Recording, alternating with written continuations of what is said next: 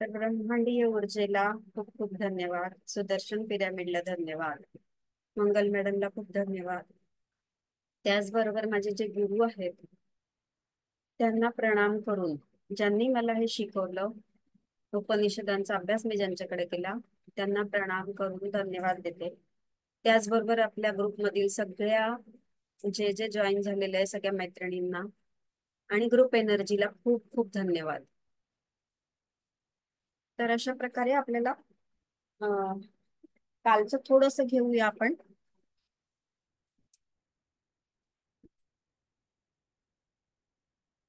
इथे आपल्याला त्यांनी सांगितलं की मेरे सिवा कोई नहीं है. तर आपणच सगळं झालेलो आहोत. जो ये कोई भी है वो सब टेम्पररी है. हे जे आपल्याला दृश्य जगत जे दिसत आहे ते टेम्पररी आहे. आज जिन्हें हम अपना मान रहे हैं वो मृत्यु के बाद कोई अपने नहीं है. हे आपण काल वाचलं. इसलिए विरक्त होना है. हे जानकर समजकर विरक्त होना पडेगा. म्हणजे अवेअरनेस मध्ये आपल्याला त्याची जाणीव झाली पाहिजे. या फिर हमें मृत्यु के बाद जबरदस्ती विरक्त किया जाता है. तर हे आपण वाचलंच आहे काल आणि आपल्याला माहिती पण आहे मृत्यूनंतर मग काय होतं ते. सब कुछ हमें फिर जबरदस्ती छोड़ना पड़ता है. धन परिवार मकान कुछ भी नहीं है रहता. शरीर भी नहीं रहता. अगर हम ज्ञान पूर्वक उसको छोड़ देंगे. म्हणजे जेव्हा आपल्याला या ब्रह्मतत्वाची जाणीव होईल तर आपण समजून उमजून ह्या ज्या अटॅचमेंट्स आहेत ज्याच्यामध्ये आपण अडकलो आहे त्याला जर आपण ज्ञानपूर्वक याने त्याला समजून त्या जाणीवेने जर आपण त्याला सोडलं की रियालिटी ये नहीं है, म्हणजे ही रियालिटी नाही, हे सगळं मॅट्रिक्स आहे, तो एक दिन सब छोड़ना ही पड़ता है. तर आपल्याला हे सगळं एक दिवस सोडायचंच आहे. अगर हम आज ही छोड़ देते हैं तो हम विरक्त हो जाते. तर त्यांचं म्हणणं त्याचं की आत्ताच जर आपण ही जाणीव ठेवली आणि आपण अवेअरनेस मध्ये येऊन आपोआप या सगळ्या गोष्टी हळूहळू सोडायला सुरुवात केली तर त्यावेळेस जो मानसिक त्रास होतो आपल्याला किंवा आपण म्हणजे नाही सोडू शकत आणि आपल्याला त्याची जाणीव नाही होत तर ती आपल्याला आता जर सोडलं तर त्रास नाही होणार. और ईश्वर दर्शन प्राप्त करने के अधिकारी हो जाते हैं. म्हणजे आपल्याला तो अधिकार होतो ईश्वर दर्शनाचा, म्हणजे स्वतःच्याच दर्शनाचा, म्हणजे स्वतःला जाणण्याचा जो प्रयत्न आपण करतो आहे त्याचे अधिकारी आपण बनतो.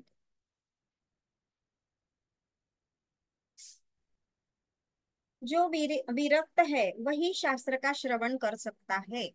म्हणजे हळूहळू आपली ती स्टेज येते की आपण ह्या शास्त्रांचं अध्ययन कशासाठी करतो आहे, का करतो आहे, त्याचं मनन निधिध्यासन आपल्याला का करायचं आहे. तर ही स्टेप आपल्याला हळूहळू येते. म्हणजेच यांनी विरक्ती त्याचा अर्थ इथे दिलेला आहे. तर तेच लोक श्रवण मनन करू शकतात. मनन और निधिध्यासन कर सकता है, साक्षात्कार कर सकता है, उसकी क्षमता रखता है. म्हणजे क्षमता आपल्यामध्ये ती येते की आपल्याला काय नित्य आहे आणि काय अनित्य आहे याची जाणीव आपल्याला होते. दुसरा कोई उपाय नाही है. अशा प्रकारे दुसरा त्यांनी कोणताही उपाय नाही असे शंकराचार्य घेते. म्हणजे हे जे भाष्य त्यांनी केलं त्याच्यात त्यांनी सांगितलं नान्य पंथा विद्यते अयनाय. यही एक मार्ग आहे, म्हणजे दुसरा कुठलाही आपल्याला मार्ग नाही असं त्यांनी सांगितलेलं आहे. विरक्ती श्रवण मनन निधिध्यासन और ध्यान यानी मेडिटेशन के द्वारा ही दर्शन होगा असं त्यांनी समजून आपल्याला इथे सांगितलेलं आहे. प्रत्येक आत्मा माने सभी का आत्मा. इथे त्यांनी तो शब्द वापरला होता की प्रत्येक आत्मा. तर सभी का आत्मा म्हणजे सगळ्यांचा आत्मा, सर्वत्र प्रेरणा देने वाला साक्षी आत्मा वह है. म्हणजे तोच एकच आहे. ब्रह्म ब्रह्मत्व विज्ञान से ही कामना और ब्रह्मत्व विज्ञान से ही कामना और इसका जो विज्ञान है, म्हणजे ह्याचं जे विज्ञान आहे ब्रह्मला जाणण्याचं जे विज्ञान त्यांनी सांगितलं है वह शास्त्र के द्वारा हमें प्राप्त होता है. तर ते कशा प्रकारे आपल्याला प्राप्त होतं तर शास्त्राच्या अध्ययनाने आणि त्याच्यात ज्या सांगितलेल्या ज्या म्हणजे मार्ग आहेत त्याच्यात त्यांनी सांगितलेले त्याप्रमाणे जर आपण गेलो तर आपल्याला त्याची प्राप्ती होते. कोणाची? प्रत्येगात्मा जो आहे त्याची. कि हमारे भीतर अज्ञान बीज में है. म्हणजे अज्ञान जे आहे ते बीज रूपामध्ये आपल्यामध्ये आहे असं त्यांचं म्हणणं आहे. बीजभूत तर इथे त्यांनी सांगितलंय कर्म की प्रवृत्ती का कारण तथा संसार का बीजभूत अज्ञान पूर्णतया निवृत्त होता है, केव्हा निवृत्त होतं, तर याचं त्यांनी इथे विश्लेषण करून सांगितलेलं आहे की हमारे भीतर अज्ञान बीज रूप में है। ईश्वर का ज्ञान ज्ञान हमें नहीं है, सुरुवातीला आपल्याला काहीच माहिती नसतं, इसलिए हमारे भीतर कामना और कर्म दिखते हैं, म्हणूनच आपण कर्म कर्म करत राहतो आणि आपल्या वेगळ्या वेगळ्या कामना इच्छा उत्पन्न होत असतात। मन में कामना उठती है और उसकी पूर्ति के लिए हम कर्म करते रहते हैं। म्हणजे एखादी कामना उत्पन्न झाली की त्याच्या मागे आपण धावत असतो, म्हणजे त्याच्यासाठी हे कर ते कर। इसका कारण हमें सत्य बताना है। जब हमें इसका कारण म्हणजे हे जे ज्ञान आपल्याला मिळते, इसका कारण है हमें सत्य बताना, म्हणजे सत्य काय आहे हे आपल्याला उपनिषद सांगत असतात। जब हमें ये पता चल जाएगा तो हम तृप्तो भवती आनंदो भवती, म्हणजे आपल्याला या गोष्टीचं ज्ञान होईल, ब्रह्मज्ञान जेव्हा होईल त्यावेळेस आपली स्थिती कशी होईल की तृप्त, अतिशय तृप्त आणि शांत होऊन जाऊ आपण। तृप्त भवती आणि आनंद, आनंदाची मग आपल्यामध्ये परिसीमा नाही राहत, अतिशय आनंदात आपण प्रत्येक क्षणाला जगत असतो की आपल्याला कितीही संकट येऊ, कोणतीही परिस्थिती हो, आपल्याला फक्त आनंदात राहायचं याची जाणीव आपल्याला सतत होत असते। फिर कोई कामना भी नहीं रहेगी और कर्म भी नहीं रहेगा। मग त्या ती जी स्थिती प्राप्त होते त्याच्यामध्ये कोई कामना भी नहीं रहती है और कर्म भी नहीं रहता है। तृप्ति नहीं है, अतृप्ति भी नहीं है।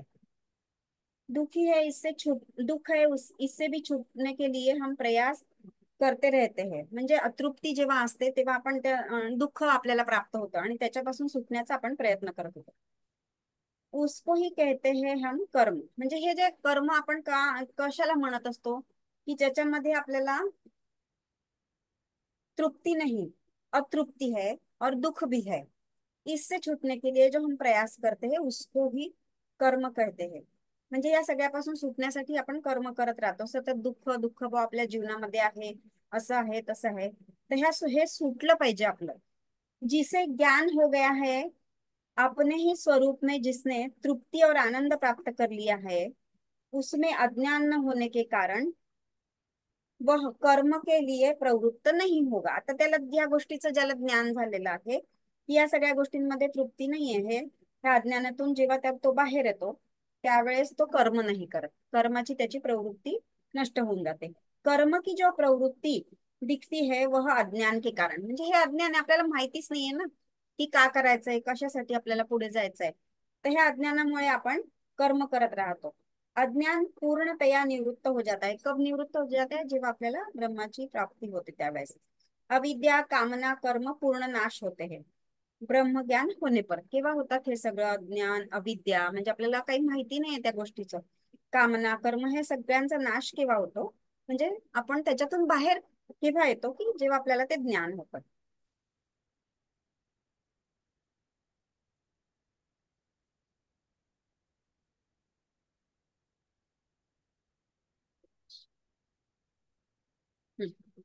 यजुर्वेद का अगर एकत्व दर्शन, सॉरी ना, एक यजुर्वेद का जो उपनिषद है, ईश उपनिषद आपण बघितलंय ते, तर त्याच्यामध्ये त्यांनी सांगितलेलं आहे की उसमें हमें देखना ही है कि ये देखना है कि अगर एकत्व दर्शन यानी वननेस में हम आ गए, म्हणजे एकत्व दर्शन म्हणजे आपण वननेस म्हणजे सगळं आपणच आहोत आणि आपल्यामध्ये सगळं, आणि सृष्टी चराचर हे तू मी हे सगळं काहीच नाही राहत, आपण एकत्वाच्या भावनेमध्ये येतो, हो गया तो शोक मोह नहीं होगा, हा श्लोक आपण बघितला होता। तो ईशावास्य उपनिषद हा श्लोक आपल्याला एक मिनिटासाठी बघायचा आहे, कारण की सगळे सेम अर्थाचे शब्द इथे असतात। ईशावास्य उपनिषद 7वां मंत्र।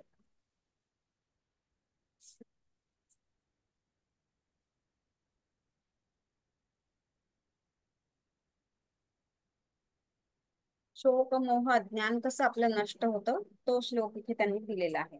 यस्मिन् सर्वाणि भूतान्यात्मैवा भूद्विजानतः तत्र को मोह क शोक एकत्वमनुपश्यति, म्हणजे एकत्वाचा जेव्हा बोध होतो आपल्याला तिथे मग शोक आणि मोह राहत नाही, आपण हे मागच्या वेळेस बघितलं होतं। जिस समय ज्ञानी पुरुष के लिए सब भूत आत्मा हो गए, म्हणजे प्रत्येक व्यक्ती प्राणी जे काय आहे सर्व भूतवा ते आत्माच होऊन जातात। उस समय एकत्व देखने वाले उस विज्ञान हो, क्या शोक और क्या मोह हो सकता है. तर हा आपण बघितला होता, तर सेम अर्थाने इथे सांगितलं असल्यामुळे ते आपल्याला रेफरन्स देतात असतात. तेव्हा आपण बघितलं एकत्व दर्शन म्हणजे परमात्म का दर्शन. तेच म्हणजे आपण एकत्व सगळ्यांमध्ये बघ, म्हणजे आपल्यामध्ये एकत्वाचं जेव्हा येतं, वननेस मध्ये आपण येतो, त्यावेळेस काय होतं की त्या परमेश्वराचं आपल्या आत्मस्वरूपाचंच आपल्याला दर्शन होत असतं. परमात्मा के दर्शन में कामना नाही है. कोणती कामना नसते त्याच्या दर्शनात.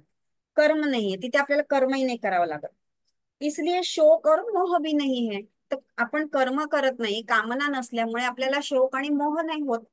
तर ते कशासाठी, शोक आणि मोहामध्ये कसं असतो आपण, की आपल्या मनामध्ये कामना उत्पन्न होते, मग मला हे पाहिजे ते पाहिजे, यांनी माझ्याशी व्यवस्थित बोललं पाहिजे, यांनी मला त्रास नाही दिला पाहिजे वगैरे, ह्या सगळ्या कामना वासना जे आहे, तर त्याच्यासाठी आपण कर्म करतो. काही वस्तू जर आपल्याला विकत घ्यायची, त्याच्यासाठी कर्म करणं जरुरीच असतं. पण जेव्हा हा आपला एकत्व बोध जेव्हा आपण एकत्व बोधामध्ये जेव्हा येतो, तेव्हा या कामना आणि कर्म राहत नाही, त्यामुळे शोक आणि मोह नाही होत. तर मग आपण दुःखीच नाही होत ना. तो कामना कर्म जब तक है तब तक शोक और मोह रहेगा. तर हे आताच आपण वाचलं, तर त्याच्यासारखं सेम एक अजून एक एक्झाम्पल त्यांनी दिलंय छांदोग्य उपनिषदामध्ये. छांदोग्य 7, 674.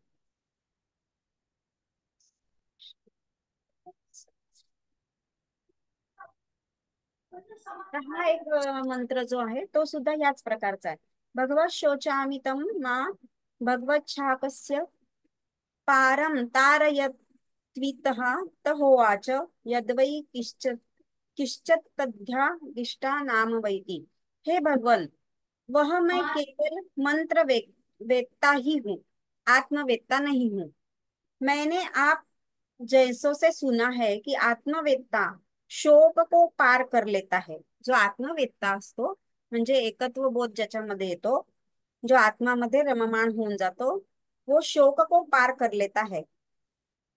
हे भगवान, मैं शोक करता हूँ, ऐसा मुझको हे भगवान शोक से पार कर दीजिए, असं त्यांनी तिथे प्रार्थना केली आहे. तब सनत कुमार ने उनसे कहा, तुम यह जो कुछ जानते हो वह नाम ही है.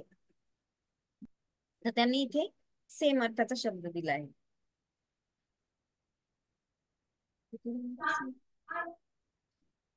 674.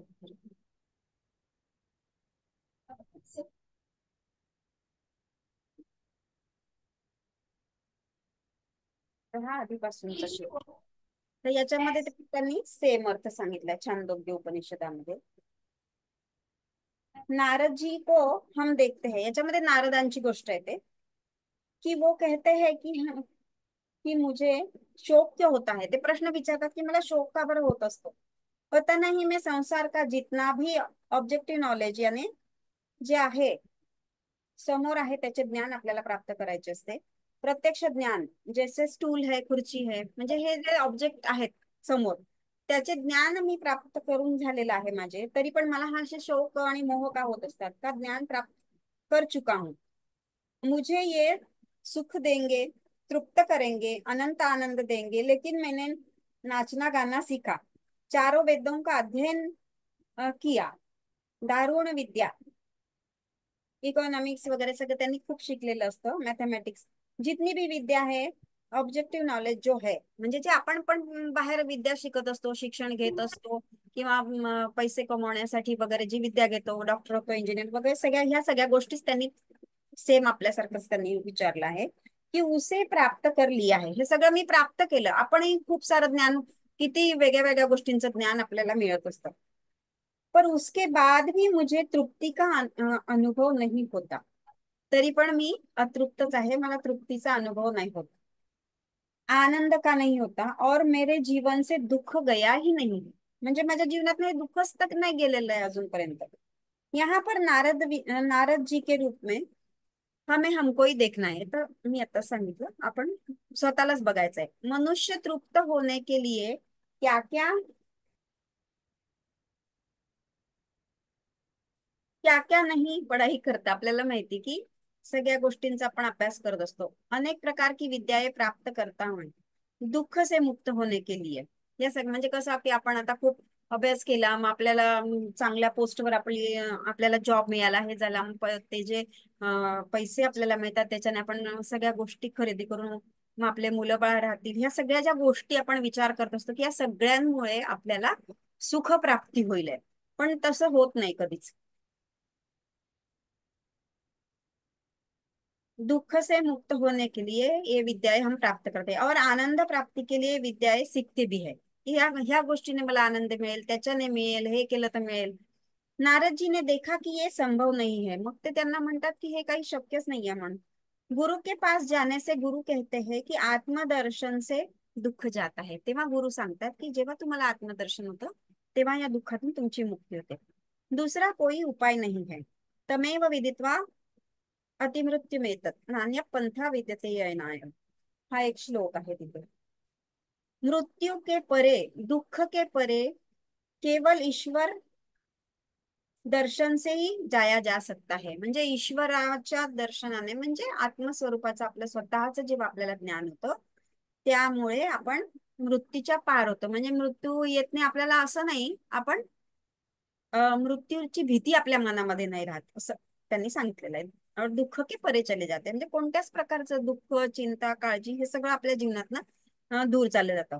दूसरा उपाय नहीं है. बुद्ध भी कहते हैं सर्वम दुखम, इसलिए वो उपाय बताते हैं कि निर्वाण की प्राप्ति करने के लिए हमें आगे बढ़ना है. त्याच्यात परत आता त्यांनी मुंडक उपनिषद सांगितलं आहे. विद्यते हृदय ग्रंथी छिद्यन्ते सर्व संशया, चियन्ते चास्य कर्माणि तस्मिन् दृष्टे परावरे.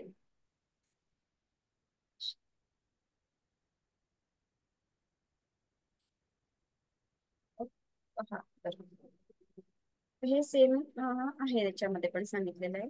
पण हे जर आपण प्रत्येक अर्थाचे आपण वाचत गेलो तर ते आपल्या म्हणजे माइंड मध्ये एकदम फिट बसतं की इथे पण हे आहे, तिथे पण याचा अर्थ त्यांनी सांगितलेला आहे.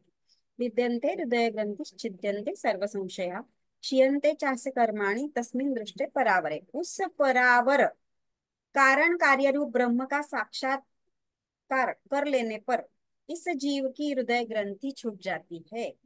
तर त्यांनी सांगितलं की परावर म्हणजेच ते परब्रह्म परमात्मा, कारण कार्य स्वरूप, म्हणजे कारणही तेच असतं, कार्य पण असतं. जसं मिट्टी आणि घटाचं एक्झाम्पल आपण पहिल्या दिवशी घेतलं की माती हे असल्याशिवाय तो घट तयार होणार नाही, आणि मूळ त्याचं कारण काय आहे, ती मातीच आहे. ब्रह्म का साक्षात्कार कर लेने पर जीव की हृदय ग्रंथीचे, म्हणजे जेव्हा आपण या ब्रह्मतत्वाचा साक्षात्कार करतो, स्वस्वरूपाचं जेव्हा ज्ञान होतं आपल्याला, तर त्यावेळेस आपल्या हृदय ग्रंथी सुटल्या जातात. सारे संशय नष्ट हो जाते हैं और इसके कर्म क्षीण हो जाते हैं. म्हणजे कर्म करायची जी वृत्ती असते ती आपली कमी होऊन जाते, म्हणजे सतत आपण त्याच्या मागे धावधाव नाही करत, आपल्याला याची जाणीव व्हायला लागते. परावर माने पर और अवर, माने ईश्वर और उसकी माया. पर म्हणजे तो ईश्वर आणि अवर माने उसकी माया. दोनों का ज्ञान प्राप्त होने पर ईश्वर सत्य है, जगत सत्य नहीं है, तब हृदय ग्रंथी टूट जाती है. याच त्यांनी विश्लेषण करून सांगितलंय.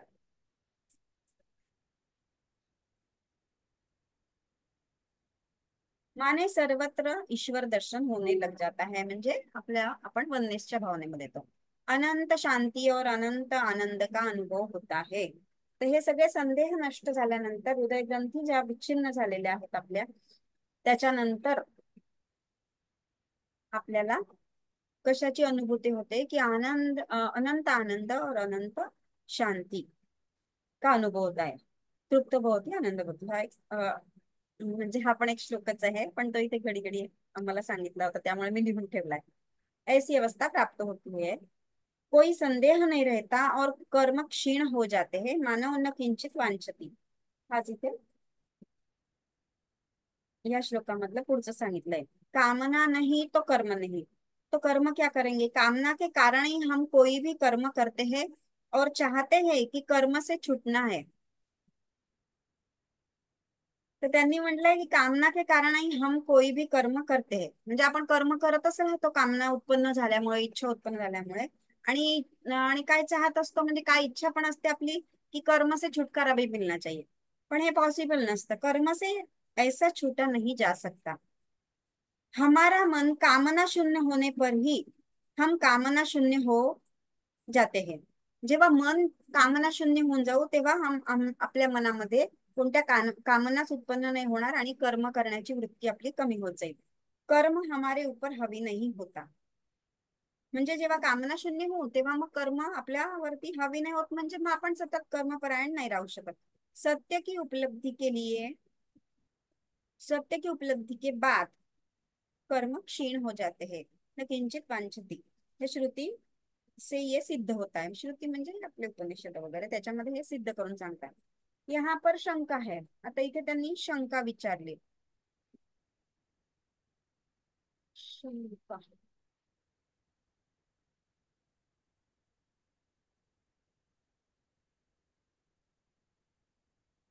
शंका त्यांनी अशी विचारली आहे की ईश्वर दर्शन कितना महत्वपूर्ण है, ये बताते हैं. त्यांनी शंका इथे विचारली की यह बात तो कर्म सहित ज्ञान से भी सिद्ध हो सकती है. तो अभी पूर्व पक्ष के मन में एक संशय उत्पन्न हुआ है. अगर हम कर्म सहित ज्ञान, कर्म माने यहाँ पर शास्त्र का जो यज्ञ याग, म्हणजे इथे त्यांनी सांगितलंय की कर्म जे सांगितलेले आपल्या शास्त्रानुसार यज्ञ याग वगैरे कर्मकांड का कर्म, और ज्ञान माने उपासना, म्हणजे जे ज्ञान आपल्याला आहे ते उपासनेमधून मिळतं, म्हणजे मेडिटेशन वगैरे वगैरे आपण जे करतो. कर्म और उपासना माने कर्मकांड का आश्रय लेने से भी ईश्वर दर्शन नहीं हो सकता क्या, असा प्रश्न त्यांनी इथे विचारला इथे पूर्व पक्षाने. यह बात तो कर्म सहित ज्ञान से भी सिद्ध हो सकती है ना, असं त्यांचं म्हणणं आहे. तर ते विचारतात आहे की आता संशय आल्यामुळे त्यांनी हा प्रश्न विचारलेला आहे की असं होऊ शकतं का. तर सिद्धांती आणि सिद्धांती म्हणजे शंकराचार्य, तर ते उत्तर देतात आहे. प्रश्न तेच उत्पन्न करतात. तुम्हाला मी पहिल्या दिवशीच सांगितलं की शंकराचार्यांनीच याच्यामध्ये प्रश्न उत्पन्न केले, म्हणजे आपण काय आहोत सामान्य व्यक्ती, त्याच्या मनात काय शंका येतात शिष्याच्या मनामध्ये, ते प्रश्न सुद्धा त्यांनीच लिहिले म्हणजे सांगितले आहे आणि त्याचं उत्तर सुद्धा तेच देतात. तर सिद्धांती सांगतात इथे कि नहीं, ऐसा नहीं है. यज्ञ याग और कर्म कांड से बताई हुई सारी उपासनाएं वह सत्य उपलब्ध नहीं कराती. म्हणजे त्या सगळ्या कर्मकांडांमुळे काही आपल्याला त्या सत्याची प्राप्ती नहीं होत. उसके द्वारा हम किसी ना किसी लोक में जा सकते हैं. तो इथे त्यांनी सांगितलं है नहीं, क्योंकि वाजसेनीय बृहदारण्यक श्रुति में उस कर्म सहित ज्ञान को अन्य फल का कारण बताया है. तर अन्य फल का कारण बताया म्हणजे की त्यांनी सांगितलं की ह्या सगळ्या कर्मकांडामुळे आपल्याला लोकांची प्राप्ती होते. लोक म्हणजे मी तुम्हाला सांगितलं स्वर्गलोक, पितृलोक, अशा प्रकारचे जे लोक आहेत सारे लोक अनित्य आहे हे पण ते सांगतात. हे सगळे लोक अनित्य आहे, मिथ्य आहे. तर याचा एक एक्झाम्पल यांनी परत सांगितलं आहे. बृहदारण्यामध्ये पण असा एक प्रश्न विचारण्यात आलेला आहे. बृहदारण्य 309.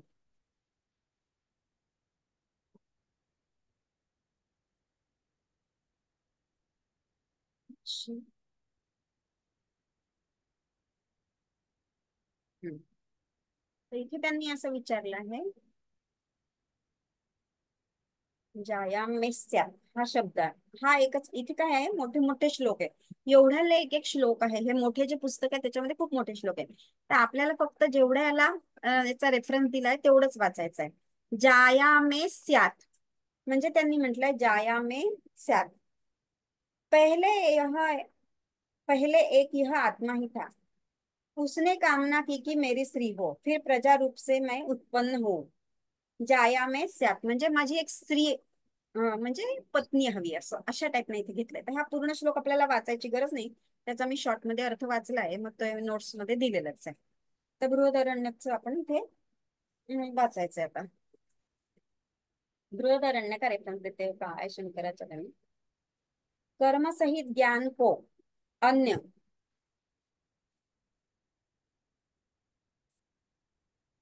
कर्म माने यज्ञ याग और ज्ञान माने मेडिटेशन उपासना, जैसे आज के युग में कर्म कांड और उपासना नहीं है. आता सध्या ते यज्ञ याग वगैरे सगळं आता आपले बंद आहे, परंतु बहुत सारे लोग हमें कर्म करते हुए दिखते हैं. तरी पण आपण कर्म करताना सगळ्यांना बघतो. कर्म म्हणजे यज्ञ याग आणि ते सगळं करायचं असं नाही. प्रत्येक कर्म हे कर्म होऊ शकतं आणि प्रत्येक इच्छा ही आपल्याला कर्माकडे प्रवृत्त करत असते. कोणती पण इच्छा असो, मग ईश्वर प्राप्तीची पण ती इच्छा असो. पण जैसे कोई मंदिर में बहुत दान देते हैं, अन्नदान, कपड़े, ये सब करते हैं लोक. और मेडिटेशन भी करते हैं. तर हे सगळ्या प्रकारचे कर्मच झाले की ते प्राप्तीसाठीच असतात, लोक प्राप्तीसाठी. माने भगवान का ध्यान भी करते हैं. जसं गजानन महाराजांच्या पोथीचे पाठ वगैरे आपण करतो, सगळंच करतो ना. परंतु इससे ईश्वर दर्शन होता है क्या, हे तिथे ते प्रश्न विचारलाय पूर्व पक्षाने. तर या सगळ्या गोष्टी आपण करत असतो, तर त्याच्याने ईश्वर दर्शन होता है का, क्योंकि ये सारा अनित्य संसार को प्राप्ति के लिए कर्म और उपासना हो रही है. अनित्य संसाराच्या प्राप्तीसाठी ही उपासना आणि कर्म होतात, असं त्यांचं म्हणणं आहे. की अनित्य संसार म्हणजे हा जी माया आहे, आपल्याला जे वाटत राहतं की हे सगळं आपलंच आहे, आपलं शरीर म्हणजे आपण सत्य मानत असतो या सगळ्या गोष्टीला. तर याला अनित्य संसार म्हणजे कधी ना कधी नष्ट होणार आहे. तर या सगळ्या गोष्टी मुळे हे जे कर्मकांड किंवा उपासना कांड आहेत, ह्या सगळ्या गोष्टींमुळे तुम्ही जे करता आहात त्याच्याने तुम्हाला ईश्वर दर्शन होईल का. इसे ईश्वर दर्शन नाही होता. त्यांनी सांगितलं की ईश्वर दर्शन नाही होत. भगवान शिव को सोमवार को बिल्व पत्र असे एक्झाम्पल दिले त्यांनी, की आपण काय काय करत असतो. गंगाजल चढाना, अभिषेक करना, ध्यान करना, उपास तापास सगळे कर्म सांगितले. परंतु ये ध्यान तो कर रहे हैं, पर मन में कामना है की मेरा ये इच्छित पूरा हो जाए. जसे की मुलांचे लग्न हो, पैसा मिळो, स्वास्थ्य हो, काही ना काही आपल्याला मनामध्ये त्या कामना असतात. इससे संसार की ही प्राप्ती होती है. त्याच्यामुळे काय होतं, आपण जे मागतो ते आपल्याला मिळतं आणि त्याच्यातच आपण अडकले राहतो. कर्म से ही ज्ञान होता है, उसका फल अलग बताया है. तर कर्माद्वारेच आपल्याला पुढे हळूहळू ज्ञान प्राप्त होतं, असं त्यांनी म्हटलंय. हे पुढच्या एका श्लोकामध्ये बृहदारण्यक मध्ये सांगितलेलं आहे. 363 मध्ये.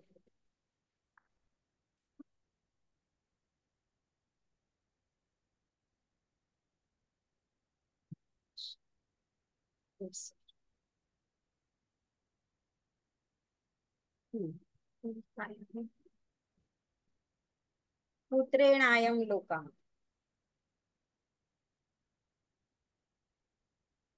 अथ त्रयोवावलोका मनुष्यलोको पितृलोको देवलोको इति सोऽयं मनुष्यलोक पुत्रेणैव जयो ज्ञानेय ज्ञानेन कर्मणा कर्मणा पितृलोको विद्यया देवलोको देवलोको वै लोकानां श्रेष्ठस्तस्माद् विद्यां प्रशस्यन्ति. तर हेच त्यांनी सांगितलेलं आहे. त्याचा अर्थ इथे तोच आहे की अथ मनुष्य लोक, पितृलोक और देवलोक, ये तीन लोक है. वह यह मनुष्य लोक पुत्र के द्वारा ही जीता है, जिया जा सकता है, किसी अन्य कर्म से नहीं. हा जो मनुष्य लोक आहे तो पुत्राच्या द्वारे, म्हणजे आपल्याला म्हणजे पत्नी पाहिजे, मग पुत्राची उत्पत्ती होते, मग त्याच्याद्वारे आपण या मनुष्य लोकामध्ये कर्म करत असतो. म्हणजे आपला जन्म पण अं, मनुष्यापासूनच होत असतो ना. त्याच्यामुळे आपण जे सगळे कर्म करत असतो ते ह्या मनुष्य लोकांमध्ये कर्म, किसी अन्य कर्म से नहीं. तथा पितृलोक कर्म से और देवलोक विद्या से जीते जा सकते हैं. तर पितृलोक जे आहे ते मरते लोक जे आपण त्याला म्हणतो असं म्हणतात की ते आहेत. तर ते कर्मानुसार प्रत्येक जर पितृलोक तुम्हाला हवं असेल तर कर्मकांड, कोणत्या उपासना आहे, ते सगळं याचं ज्ञान आपल्याला याच्यात दिलेलं असतं. आधीचे जे कर्मकांड आणि काय काय याचे जे अध्याय आहेत त्याच्यामध्ये सगळं दिलेलं आहे. और देवलोक विद्या से जीता जा सकता है, माने मेडिटेशन, काय यज्ञ याग वगैरे तुम्ही जे सगळं कराल, जी तुमची इच्छा असेल ते लोक तुम्हाला प्राप्त होतील. लोकों में देवलोक ही श्रेष्ठ है, इसलिए विद्या की प्रशंसा करते हैं. म्हणजे देवलोक हे लोक श्रेष्ठ मानतात ज्यांना सांसारिक कर्माची आणि संसाराची आवड आहे किंवा या सगळ्या गोष्टींमध्ये राहायचंय, त्यांच्यासाठी त्यांनी दिलेला. मुझे स्त्री प्राप्त हो म्हणजे मला एक स्त्री म्हणजे पत्नी मला मिळो. माने कामना लेकर कर्म किया था, तो स्त्री की प्राप्ती हो गई. म्हणजे लग्न झालं, पत्नी मिळाली, पुत्र प्राप्ती हो गई. फिर कर्मकांड यज्ञ याग किया, त्याच्यानंतर पुन्हा कर्मकांड यज्ञ याग आपलं चालू असतं. उपासना की, तो मरने के बाद कहाँ गया, पितृलोक में. म्हणजे तेच पितृलोक म्हणजेच आपण मृत्यूनंतर जिथे जातो. मला असं वाटतं की फोर्थ डायमेन्शन असं म्हणतात बहुतेक त्याला. ते आपल्या याच्यामध्ये आता नवीन भाषेमध्ये आपण सांगू शकतो. मैं माने स्वर्ग में, परंतु ईश्वर दर्शन थोडे हुआ. हे सगळं करून आपल्याला पितृलोक प्राप्त झालं, मग स्वर्ग लोकामध्ये गेलो, पण तुम्हाला मग ईश्वर दर्शन झालं का. ईश्वर दर्शन म्हणजे स्वतःच्या आत्मस्वरूपाची जाणीव, हे फक्त लक्षात ठेवायचं. इथे प्रत्येक वेळेस त्यांनी ईश्वर दर्शन सांगितलेलं आहे. कोई भी लोक सत्य नहीं है, तर हे कोणतेच लोक सत्य नाही आहेत. किसी भी लोक में जाना माने संसार में ही भ्रमण करते रहना है. म्हणजे पुन्हा पुन्हा तुम्ही संसारात येता, कोणत्याही लोकाची प्राप्ती जर तुम्ही केली तरी पण क्षीणे पुण्य मरते लोकम विशंती, हे आपल्याला माहिती आहे. संसार में ही भ्रमण करते रहना है. पुनरपि जननम, हे आपल्याला माहिती आहे. पुनरपि जननी जठरे शयनम, हे शंकराचार्यांच्या याच्या स्तोत्रामध्ये आहे. कही पर भी देह धारण करना हे अज्ञान काही कारण आहे. म्हणजे कुठे पण तुम्ही देह धारण, पितृलोकात जा, मनुष्य लोकामध्ये या किंवा देवलोकामध्ये जा, शरीर धारण करणं. आता मला असं वाटतं याच्यामध्ये देवता लोकांमध्ये पण शरीर धारण नाही करावं लागत. देह धारण करणं हे अज्ञान काही कारण आहे. चाहे मनुष्य का देह हो या देवता का.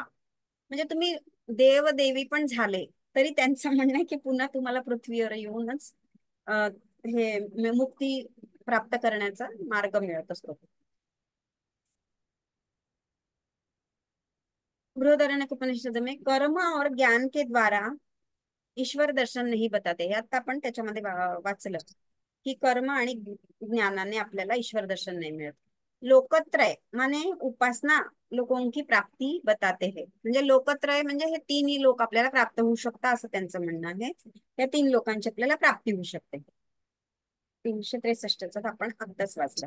बृहदारण्यक उपनिषद कहता है पहले एक आत्मा ही था. तर ही जी कन्सेप्ट आहे हे आपल्याला माहिती आहे. आता आपण वेगळ्या दृष्टीने पण त्या कन्सेप्ट कडे बघतो, पण उपनिषदामध्ये जे मुख्य सांगितलेलं आहे ही जी कन्सेप्ट, पहिले एक आत्मा ही था, उसने कामना की, म्हणजे त्याला इच्छा झाली, एक कामना झाली, मेरी स्त्री हो.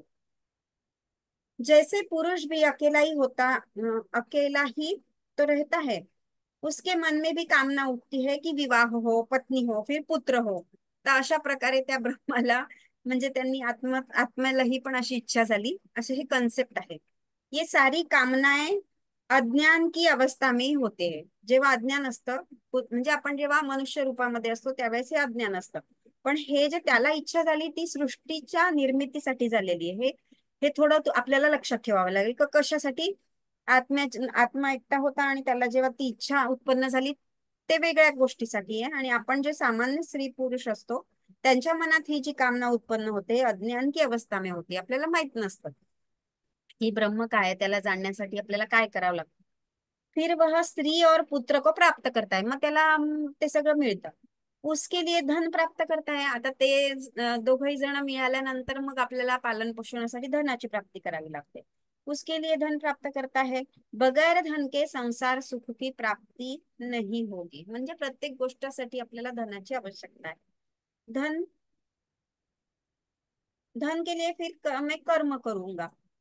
धन कर्म से ही प्राप्त होता है. मग त्याच्यासाठी कर्म आलंच, म्हणजे कर्म करावेच लागेल.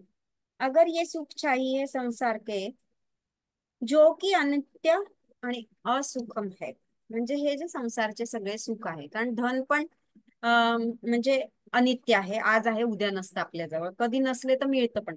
आणि स्त्री पण आहे ती पण म्हणजे मरतेच आहे ना, ते सगळं आपलं शरीरही मरते, ते पण पुत्र पण. तर या सगळ्या गोष्टी काय अनित्य असुखम.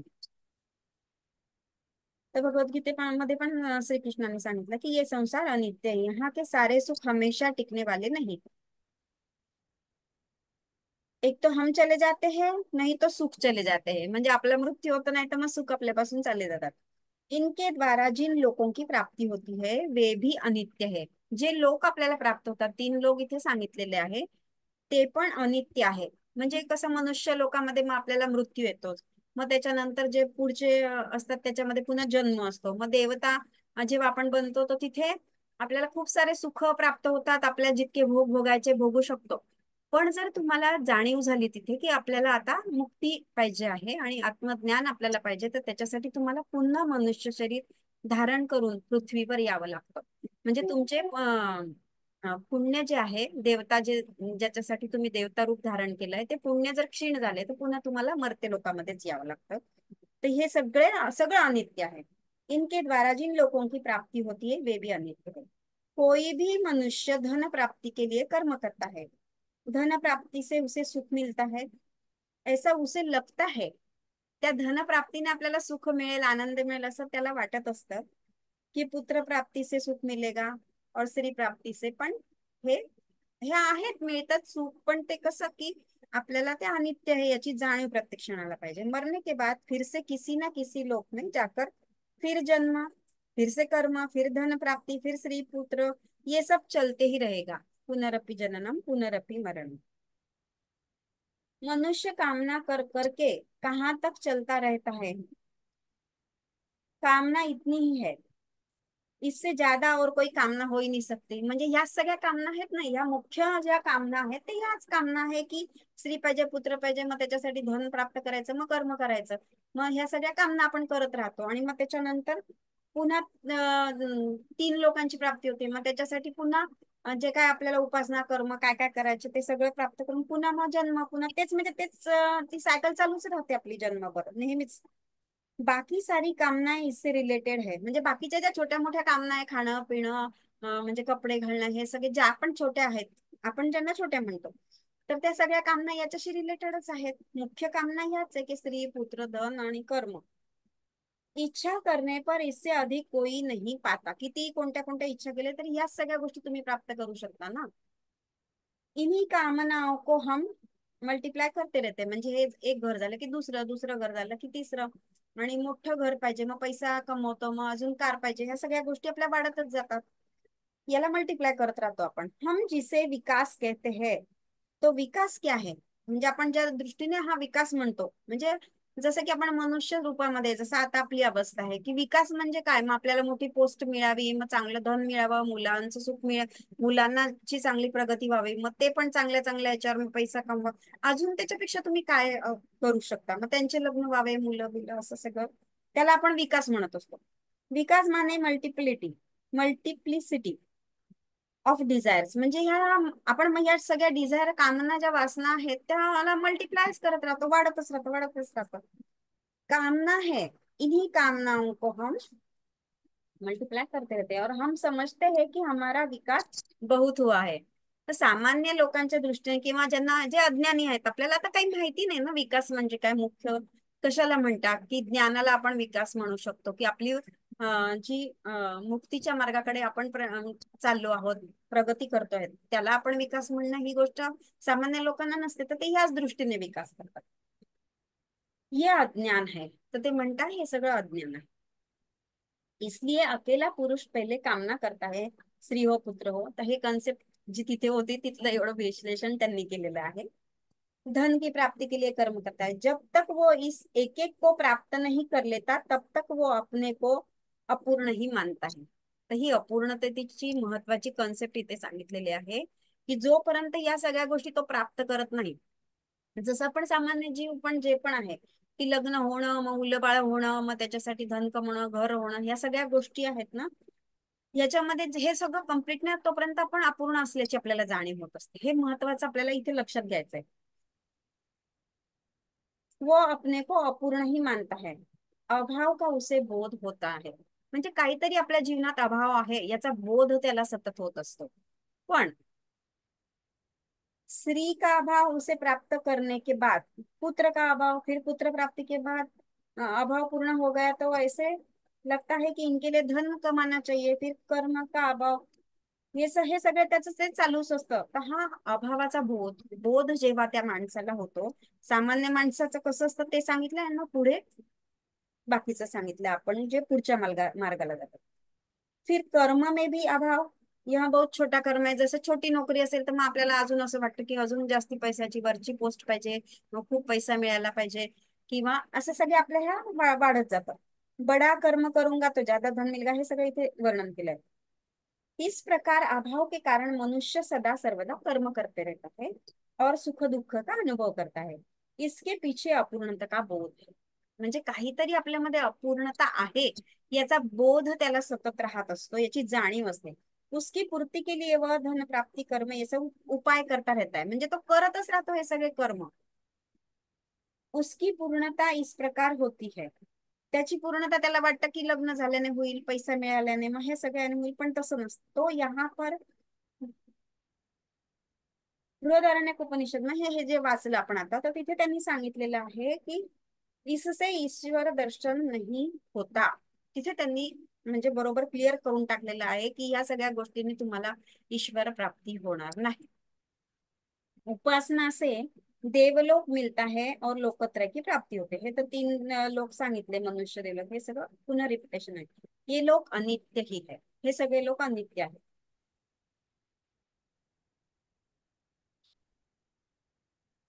तर पुढे त्यांनी परत सांगितलं आहे की सभी संन्यास की भी बातें बताते हैं. तर याच्यामध्ये त्यांनी पुढे सांगितलं की मग संन्यासाच्या त्यांनी थोडंफार सांगितलेलं आहे. ते बृहदारण्यकचा एक श्लोक आहे, तेवढा बघू मग आपण आपलं कम्प्लीट करू. 1092.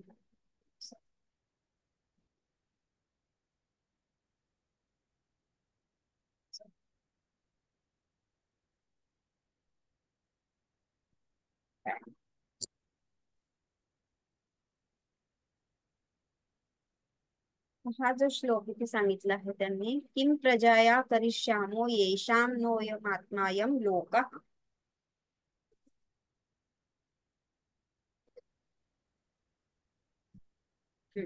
किम प्रजाया करिष्यामो येषाम नोयमात्माय. तर याचा अर्थ त्यांनी इथे सांगितलेला आहे की इन लोगों की मर्यादा भंग हो, इस प्रयोजन के कारण धारण करने वाला सिद्ध है. तर संन्यासाची इथे कल्पना त्यांनी मांडलेली आहे की इस आत्मलोक की ही इच्छा करते हुए त्यागी पुरुष सब कुछ त्याग कर चले जाते हैं. संन्यासाची कॉन्सेप्ट त्यांनी सांगितलं आहे की या सगळ्याचा ते त्याग करतात, सन्यासी हो जाते हैं. इस संन्यास में कारण यह है कि पूर्ववर्ती विद्वान संतान तथा सकाम कर्म आदि की इच्छा उन्हें नहीं रहती. आपण हे छोटस शब्द घ्यायचा याच्यातला, जास्त नाही वाचायचंय. तर आता इथे आपण हे नेहमीप्रमाणे लक्षात ठेवायचं की संन्यास म्हणजे सगळं सोडून जायचं नाहीये. आजच्या याच्याप्रमाणे आजची जी एनर्जी आहे ती आपल्याला इथेच निर्वाण मिळणार आहे. संसार करून फक्त अलिप्त न राहता, संसारामध्ये चिकटून न राहता आपल्याला त्याची प्राप्ती होऊ शकते. तर हे लक्षात ठेवायचंय. त्यावेळेस ते संन्यास म्हणून संन्यास घेणं म्हणजे सगळं घरदार वगैरे सगळं सोडून जाणं, याच्यामध्ये त्यांना ते वाटलं की याच्यामध्ये आपल्याला सगळं प्राप्त होईल. संन्यास की बातें करते हैं, सभी सांसारिक बातें भी उपनिषद में है. संन्यास का भी वर्णन है, माने वैराग्य का वर्णन है. संन्यास माने वैराग्य म्हणजे आपण आता पण हे जे सगळं करून राहिलोय त्याच्यामधून सुद्धा आपण वैराग्याची प्राप्ती करू शकतो. तर इथपर्यंत आपलं झालेलं आहे.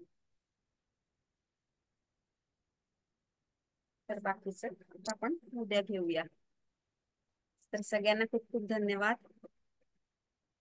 तुम्ही छान शांतपणे ऐकून मी घेताय. जरा थोडस सांगते मॅडम. हो, सांगा मॅडम. मी थोडस सांगते. म्यूट करा जयश्री मॅडम, शैला मॅडम. तर मला असं थोडस सांगायचं आहे. मॅडमनी खूप सुंदरच सांगितलं, पण त्याला थोडस आपण हे तर सगळं बोलत आहोत आपण, ऍक्च्युली हे सगळं डिस्कस सारखं करतोय. याच्यात वेगळं असं काही नाहीये. आता श्रद्धा मॅडम सुरुवातीला कार्यक्रम सुरू होण्यापूर्वीच म्हटल्या की गीतेमध्ये सुद्धा असं म्हटलेले कर्मण्येवाधिकार असते मा फलेषु कदाचन. तर ते रेकॉर्डिंग झालं नाही म्हणून मी सांगते. तर मी श्रद्धा मॅडमना म्हटलं नाही, तो थोडा वेगळा कन्सेप्ट आहे. कर्मण्येवाधिकार असते म्हणजे कर्म करायचं, पण करता पण आपण घ्यायचं नाही. त्याचा फायदा होईल का आपल्याला, आपल्याला काय फायदा हे बघायचं नाही. आणि आपण आता म्हणतो की करता भाव पण घ्यायचा नाही. पण ह्याच्या पलीकडं या उपनिषदामध्ये जो पॉइंट आहे आणि तोच आपण डिस्कस करतोय सध्या, की कर्मच करायचं नाहीये आपल्याला.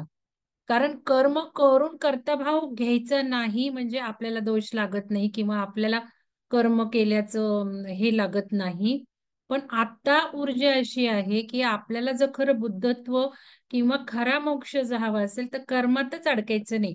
कारण मी आता डिस्कशन सांगितलं काय झालं ते, की फोन आला आणि डिस्कशन झालं की त्यांना आपले कार्यक्रम खूप आवडत आहेत आणि जे काही साधक प्रॅक्टिकली इम्प्लिमेंट करतायत ते त्यांना खूप आवडलं, खूप अप्रिशिएट केलं त्यांनी. आणि सुलक्षणा मॅडम तर आता उपनिषद एवढं सुंदर सांगतायत की त्याच्यावरनं सुद्धा बाहेरच्यांना सुद्धा लेवल कळतीये मॅडमची. आणि त्यात मला सुद्धा अभिमान वाटतो की येस, हे आपण देऊ शकलो आणि मॅडमनी ते जाणून घेतलं. कारण आता बघा उपनिषदामध्ये ईश्वर ईश्वर म्हटलंय, जेव्हा जेव्हा ही उपनिषद डिस्कस झाली, लोकांनी शिकली, त्यावेळेला ईश्वर म्हणजे दुसराच मानत गेले ते. आणि त्यामुळे ती कर्मकांड सगळी राहिली. ऍक्च्युली ईश्वर आपणच आहोत. आपल्यालाच जर ईश्वर आपण म्हटलं, तर हा सगळा जो काही तुझा भाव आहे, जे काही आज लोकांनी वर्षानुवर्ष शिक्षण घेतलं याचं सुद्धा, वेदांचं, उपनिषदांचं, पण हे कळलंच नाही त्यांना की नक्की हे जीवनात कसं इम्प्लिमेंट आणायचंय. तर आपण ज्यावेळेला ईश्वर मानू लागतो, त्याला दुसरा सगळा डिझॉल्वच होतो. तर याच्यात मी श्रद्धा मॅडमने म्हटलं की कर्मच करायचं नाहीये, भाव किंवा फल न बघणं हे तर वेगळं, पण आता कर्मातच अडकायचं नाही. आणि आपण म्हणतो संसारात अडकायचं नाही, विरक्ती आणायची, तसं नाहीये. संसारही घ्या, काहीही घ्या, सत्वगुण, जसं मी म्हटलं सत्वगुणातही अडकायचं नाही आता. कारण आज जे डिस्कशन झालं दुसऱ्या एका ग्रुपचं, की त्यांनी इन्व्हाइट केले आता मला, तुम्ही याच त्या कार्यक्रमाला रविवारी. तर त्याच्यामध्ये त्यांचं म्हणणं हेच आहे की तुम्ही इतकं सार समजून घेतलंय आणि इतकं सुंदर सांगतायत, तेच आम्ही शोधत होतो इतके दिवस. तर याच्यामध्ये आपण असं समजून घ्यायचंय की सत्वगुण काहीच करायचं नाहीये. म्हणजे आता आपण ही दुसऱ्यांची सेवा करतो, एक स्टेज अशी आणायची की काही काही आपल्याला करायचं नाही. तर त्यांचा प्रश्न तोच होता की आकाशिक रेकॉर्ड मधनं कर्म सगळी डिलीट झाली आहे. पण आत्ताच मी म्हटलं आत्ताचं कर्म लागू पडतंय ना आपल्याला. आज आपण एखादं कर्म केलं तर त्याचं उरणारच आहे ना बीज. एक विचार जरी आपण केला, भले किती चांगला असू देत. समजा आता मला एक विचार मी असं खूप छान करतेय की मला हे चांगलं काम करायचंय, समजा सर्व्हिस टू अदर्स, तो विचारही मी वातावरणात सोडतीये ना. मग तो जर पूर्ण मी केला नाही तर मोक्ष मिळणार आहे का? नाहीच मिळणार. कारण तो विचार वातावरणात राहिलाय, तो पूर्ण करायला यावं लागणार आहे ना आपल्याला. जसं मी सांगते, देव सुद्धा येत आहेत, देवांना सुद्धा इच्छा पूर्ण कराव्या लागतात. आणि खरा मोक्ष हवा असेल तर कुठलीच इच्छा नाही राहिली पाहिजे, हा एक भाव समजून घेतला पाहिजे. आणि श्रद्धा मॅडमचं माझं डिस्कशन झालं आणि नेमका तोच पॉइंट आज आला की हे किती विशेष आहे बघा. आता मॅडम जे म्हटल्या की बीज हे अज्ञानाचं पडलेलं आहे आपल्यामध्ये. आपल्यामध्ये अज्ञानाचं बीज का पडलेलं आहे? तर आता ही स्टोरी सांगितली, इथे सुद्धा स्टोरी सांगितलेली आहे की एक विचार आला की आपण एक असा थॉट आला की चला अनुभव घेऊन पाहूयात. आणि मग ते स्त्री पुरुष असं झालं. स्त्री पुरुष, पुरुष तत्व हे सेपरेट झालं. आणि तिथून मग बीजतर्मा, गर्भ आणि मग संसार, हे आपण सगळं बघितलेलं आहे फ्रीडम या कार्यक्रमात. व्हिडिओ आहेत आपल्या चॅनलवर, फक्त इंग्लिश मध्ये. आणि त्याचा पर्पज तोच होता, बायबल आपण ज्या वेळेला घेतलं त्यावेळेला, की बायबलमध्ये हे सगळं ओरिजिन सगळं सांगितले, आपण का आहोत पृथ्वीवर आणि परत आपण कसे जाणार आहे आपल्या अस्तित्वाला. पण इंग्लिशमध्ये असल्यामुळे तुम्हाला समजलं नसेल. परत जोशी सरांचा आपल्याकडे कार्यक्रम झाला की ह्युमॅनिटी टू डिव्हिनिटी, म्हणजे मनुष्यत्वाकडनं देवत्वाकडे कसं जायचं, देव दुसरा कोणी नाहीये, हा मी मनुष्यच, मी देवत्व आहे. पण ह्याला काही करायचंय ना प्रोसेसिंग आपल्याला. तर आता कर्म करायची नाहीयेत, कारण हे सगळं जसं धुवून काढलंय किंवा अविज्ञान म्हणजे अज्ञानाचं बीज आपल्या ह्याच्यात पडलंय. का पडलं अज्ञानाचं बीज? तर आपल्या मनात एक थॉट होता की चला तो जो कोणी परमपिता होता त्याच्या मनात थॉट आला, चला अनुभव घेऊन पाहूयात. आणि मग हे सगळं नाटक सुरू झालेलं आहे. पण सगळं विसरून गेलो ना. आता ट्रॅप झालोय आपण, हे समजून घेतलं पाहिजे. हे सगळं उपनिषद म्हणा किंवा काय, हे आपल्याला जरी ऐकलं तरी समजायला आणि दैनंदिन जीवनात आणायला अवघड जातं. मग त्यासाठी हे समजून घेतलं पाहिजे की आपण फसलोय, पूर्णपणे फसलो. की एक अनुभव घ्यायला म्हणून खाली आलो किंवा मनुष्याला आलो आणि सगळंच विसरून गेलो आपण. मग हे अज्ञानाचं बीज आपल्यामध्ये आहे. पण ते अज्ञान ज्या वेळेला आपण सारून टाकतो त्यावेळेला कळतं आपल्याला, अरे आपलं काय ओरिजिन आहे. मग हे अज्ञान केव्हा दूर होणार आहे? हे उपनिषद आत्म्याचं ज्ञान घेऊनच अज्ञान दूर होणार आहे. म्हणूनच आत्मज्ञानाला खूप खूप महत्व आहे. आणि लवकरच ब्रह्मविद्येचं लॉन्च करत आहोत आपण. तर कोणी ब्रह्मविद्या शिकली आहे का मला सांगा. शिकली असेल तर पर्सनलला टाका. तर त्याच्याही लेवल आपण सुरू करतो, कारण हे सगळं आत्म्याचं ज्ञान आहे. तर याच्यामध्ये आता असं समजून सांगते ऍक्च्युली काय चाललं. त्या ग्रुपमधनं मला जे फोन आले, दोघी जणी बोलत होत्या, ते म्हणे आता सूर्यही खोटा आहे कळलं. मग करायचं काय? म्हटलं अहो सूर्यही खोटा आहे, सगळंच खोटं आहे. सूर्य पण खरा नाही. आपण, मी तुम्हाला सांगितलं आठवा, आपण तो प्रोड्यूस केलाय सूर्य. की कोणीतरी हायर ऊर्जा, जीवन टिकवणारा पृथ्वीवर कोण ऑक्सिजन देणार आणि पृथ्वीवर कोण ही ऊर्जा देणार. म्हणून तो सूर्य फिक्शिशियस निर्माण केलाय. ऍक्च्युली आपणच सूर्याला प्रकाश देत आहोत, आपणच झाडांना ऑक्सिजन देत आहोत. हे ज्या वेळेला समजेल ना, त्यावेळेला पूर्ण सगळं ज्ञान झालंय. कारण आपण श्वास करतोय, आपण ऑक्सिजन बाहेर टाकतो, कार्बन डायऑक्साईड बाहेर टाकतो, ऑक्सिजन घेतो. आपल्यामुळं झाडांना तो ऑक्सिजनही मिळतो. हे एक समजून घ्या, कारण सगळं आपणच आहोत ना. मग सूर्याला प्रकाश सूर्य नाही आपल्याला देत. आपण जे काही शाळेतनं शिकलो, जे काही, ते सगळं नॉलेज आता खोटं ठरत चाललंय. कारण हा सगळा भूलभुलैया अडकलेला ट्रॅप झालेला आहे. आणि जसं आपण अटलांटिस बघितलं, अटलांटिसनी हे सगळं निर्माण केलेलं आहे लॉ ऑफ वन मध्ये. आणि म्हणूनच लॉ ऑफ वनचं नॉलेज इतकं इम्पॉर्टंट आहे. म्हणून मी तुम्हाला सगळे व्हिडिओ टाकले, तर ते बघून घ्यायचे आता 15 जुलैपर्यंत. काल मी टाकलेले आहेत. कारण इतकं लॉ ऑफ वनचं नॉलेज देते ते चॅनलचे चॅनल उडले जात आहेत माहिती. तुम्हाला सांगते, चॅनलचे चॅनल उडले जात आहेत.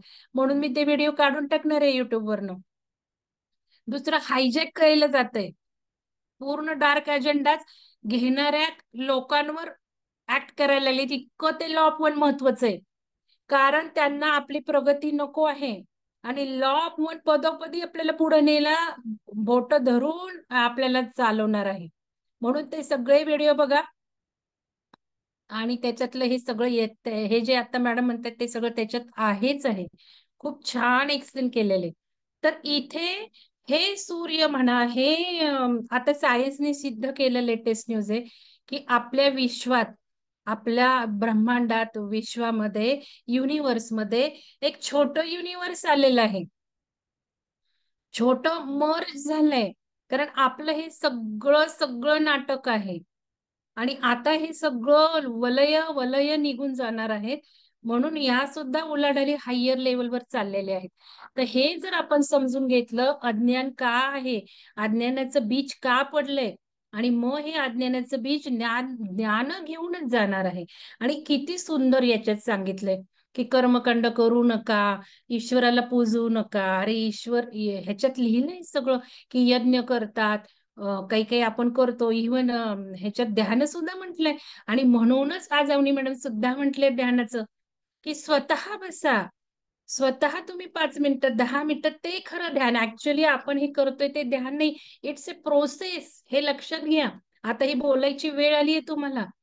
कारण एक एक एक एक एक एक आपण मागं सारत सारत सारत खऱ्या ज्ञानाला, जे काही ट्रूथ आहे ते तुम्हाला पुढं आणायचंय. तर जे काही करतोय ते ध्यान नाही, इट्स अ प्रोसेस. प्रोसेस कशाची? तर आपल्या मनाला कुठंतरी फोकस करायची, की दुःख आपण काढून टाकलंय, जे काही चक्र आहे ते शुद्ध आपण करतोय. लक्षात घ्या, मॅडमने आज शब्द वापरला, तुम्ही करणार आहात, मी नाही, माध्यम त्या. मग हे सगळं जर आपल्याला करायची शक्ती आहे, मग या प्रोसेस आहे, ते ध्यान नाही. म्हणून आपले हे जे म्हणतात स्वामीजी, ते अगेन्स्ट आहेत या ध्यानाच्या. ते म्हणाले ना, मला हे असं ध्यान तुम्हाला घ्यायचंच नाही, कारण ध्यान हे रोज क्षणाक्षणाला घडलं पाहिजे. मग हे ध्यान म्हणजे काय? तर ते आता चक्र ध्यानावर मी तुम्हाला टाकलेले, की जे जुलै महिन्यात आपल्याला करायचं. आणि मग आता हे सगळं जे जीवन आहे, संसारात अडकलो आहे, मग आपण जे काही हे घेतो, काही संन्याशी होतो वगैरे, आता त्याची गरज नाही. कारण ऊर्जा एवढी भरभरून आली. मग सगळा जो काही सार होता जीवनाचा, तो काही मुलं बाळ संसार नव्हताच. हे सगळं अज्ञानामुळे होत गेलं. मग आता ह्या अज्ञानामुळे आपण फसलो हजारो. आणि हे युगांतर चालत आलेले. आपण जर महाभारताचं बघितलं, ते चक्र आठवा. हे काही आता असं नाहीये, हे युगानुयुग असंच होतंय. आता ज्या वेळेला सुवर्ण युग आहे आणि आपण असेंड होणार आहोत, आपल्याला वेगळ्या वेगळ्या आयामात अस्तित्व मिळणार आहे, कोणी मोक्ष पावणार आहे. पण काही जण तिसऱ्याच आयामात राहणार आहेत ना, वेगळ्या धर्तीवर. मग त्यांनाही युगानुयुग मग परत त्यांना चला साधना करा, चला साधना करा, चला हा पडदा फाडा, आणि चला मग ज्ञान घ्या, हजारो वर्ष साधना करा. मग हे युगानुयुग चालणार आहे. पण ते सुवर्ण युग निर्माण व्हायला काहीतरी 100,000 वर्षाचा पिरियड जाणार आहे ना. मग त्या पिरियड मध्ये कोण जन्म घेणार आहेत? आता जी लोअर चेतना इव्हेंट होईल त्यावेळेला लोअर चेतना तेच तिथे जन्म घेणार आहे. आपण घेणार नाहीये. आपण फार पुढचे आहेत, मी तुम्हाला सांगितलं. आपण वरच्या आयामातनं आलेले आहे. आता मनुष्य जन्म आपल्याला परत घ्यायचा नाहीये. सगळ्यांनी म्हणजे मला तरी असं वाटतं की कशाला ट्रॅप व्हायचं, एवढं सुंदर नॉलेज घेतलंय आपण आता. आणि ह्याला फक्त त्या मॅडमचं दोघींचं पण तेच म्हणणं होतं, तुम्ही किती चेतनेवर बोलताय. मी म्हटलं अहो तेच महत्वाचं आहे, चेतना वाढली तरच होणार आहे. हे सगळं चेतनच आहे, डायमेन्शन विमेन्शन काही नाही, चेतनच वाढवायची आहे. हे चेतनेचे डायमेन्शन्स आहेत, चेतनेच्या घनता आहेत. मग चेतना काही फक्त ह्यानी ध्यानाने वाढणारच नाहीये. किती 10 वर्ष ध्यान करा, चेतना नाही वाढणार आहे. जोवर आकलनात आणत नाहीये, जोवर मेसेज मध्ये लक्षात घेत नाहीये काय लिहायचे अनुभवात, हे जर आलं नाही तर कसली चेतना वाढली? अजिबात नाही. म्हणूनच ध्यान करत करत बसून काही उपयोग नाहीये. म्हणजे हे कधी भान येणार? हे वेळीच आलं पाहिजे. झालं आता 2 वर्ष घालवली आपण ध्यानामध्ये. आता आपण हळूहळू हळूहळू खरं दैनंदिन जीवनातलं ध्यान करायचं, ते पण करायचं, ग्रुप पण करायचा. पण आपल्याला डेस्टिनेशन माहिती पाहिजे, आपण काय करतोय हे माहिती पाहिजे. आणि मग ज्या वेळेला हे येईल, इथे सुद्धा तेच म्हटलंय, देवळं बिवळं सगळी जी निर्माण झालीये ती पूजे अर्चेची मुळीच नाही. आता ह्याच्यात उदाहरणं घेतलं धार्मिक, आपण काय म्हटलं, गजानन महाराज हे ते जे वाचतोय काहीच होणार नाहीये. तुम्ही हजारांनी वाचायचं काहीच होणार नाहीये. म्हणून मी म्हणते बंद करा ते ग्रंथ वाचन आता. कारण उपनिषदन वेदन सगळे वर्षानुवर्ष वाचत आले, हे कधी कोणी समजून घेतलंय? आणि तिथे जर वेळ घालवला तर हे काय कळणार आहे की माझ्या प्रॅक्टिकल जीवनात मी काय करू? मग प्रॅक्टिकल जीवनात आपल्याला कुठल्या इच्छाच ठेवायच्या नाहीयेत आता. त्या इच्छाच ठेवायच्या नाहीयेत, म्हणजे सहज जे होईल ते ऍक्सेप्टन्स मोड. काही होऊ देत, ऍक्सेप्टन्स. आणि मी काही नवीन निर्माण करत नाहीये, मी नवीन काही घेत नाही, मी नवीन निर्माण करत नाहीये, मी थॉट सोडत नाहीये. ह्या ज्या वेळेला प्रोसेस येतील, त्यावेळेला ज्या वेळेला इव्हेंट येईल, त्यावेळेला काही शिल्लक नसलं पाहिजे आपलं वातावरणात सुद्धा, विचारांमध्ये सुद्धा, घरातल्या ज्या व्हायब्रेशन्स आहेत त्या सुद्धा. तर हा रिअल मोक्ष मिळणार आहे. मग ही अवस्था यायला पदोपदी पदोपदी रंगीत तालीम हवी आहे ना.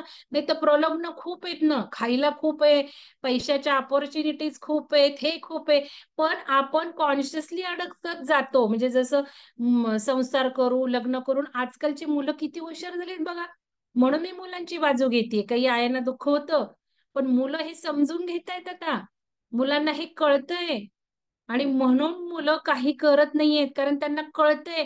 आपण धावधाव केली, आपण वेड्यासारखं धावत राहिलो, career career career, job job job, पैसा पैसा पैसा, घर घर घर. मुलं धावतायत का? जी मुलं धावतात त्यांच्या चैतन्य कमी आहेत. पण जिथे ही मुलं करत नाही, तुम्ही प्राऊड फील करा की माझ्या मुलांना जाणीव होती चेतनेतून, ते प्रोग्राम घेऊन आले काहीतरी वेगळा. आणि हे मुलांना पुरेपूर फीड करून आलेली मुलं आहेत. म्हणून आपण आता त्याच्यात ढवळाढवळ करायची नाहीये. आपण अजिबात मुलांच्या ह्याच्यात हे असं कर तसं कर तसं नाहीये. आणि पूर्ण लॉ ऑफ वन वर कॉन्शियस ठेवायचं, कारण लॉ ऑफ वन पदोपदी आपल्याला शिकवतोय कसा बॅलन्स ठेवायचा आहे, कुठं आपण चुकतोय, काय अनालिसिस करतोय. तर हे थोडस मॅडम जे घेत आहेत ते सुंदरच घेत आहेत, पण त्याच्याबरोबर तुम्ही पॉइंट काढा, तुम्ही लिहा. कारण माझं अपेक्षा अशी होती की मॅडम काय बोलतात त्याच्यावर 2-2, 3-3 ओळी तुम्ही डिस्कशन केलं पाहिजे, तर खूप 10 स्टेप तुम्ही पुढे जाणार आहे. पण अजूनही तुम्ही सुरू केलं नाही, म्हणून मला थोडस बोलावंसं वाटलं की हे सुरू झालं पाहिजे. आणि सुरू झालं तर अमेझिंग एकदम जम्प मारणार आहात तुम्ही. तर थोडं थोडं काही ग्रुपमध्ये 2-3 व्यक्ती तरी आहेत. रुपाली देशमुख मॅडम आहे, दीपाली पाटील मॅडम आहे, श्रद्धा मॅडम, तुम्ही जरा एक्सप्रेस व्हायला शिका. तुम्ही तिथे ग्रुपमध्ये काही सांगा. मॅडम एवढे सुंदर घेतात, दोघी तिघींनी चर्चा सुरू करा.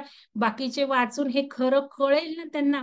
काय मत तुम्हाला वाटतात ती मतं, जसं आज तुम्ही म्हटलात की ह्याच्यात भगवद्गीतेत सुद्धा हे सांगितलंय. म्हणा ना, होऊ द्यात ना चर्चा. नुसतं आपण मॅडम सांगतायत तेवढं ऐकायचं. मॅडमने मॅम पूर्ण मी ते 15-20 दिवस फोकस युट्यूब केले युट्यूब आपल्यावर. युट्यूब वर टाकलेत ना तुम्ही व्हिडिओ, त्यांच्या हा, खाली मी कमेंट्स दिलेत प्रत्येक व्हिडिओच्या खाली वरून. तुम्ही दिल्यात कमेंट, पण हो हो. ग्रुपमध्ये, कारण कमेंट वाचत नाहीयेत ना सगळेजण.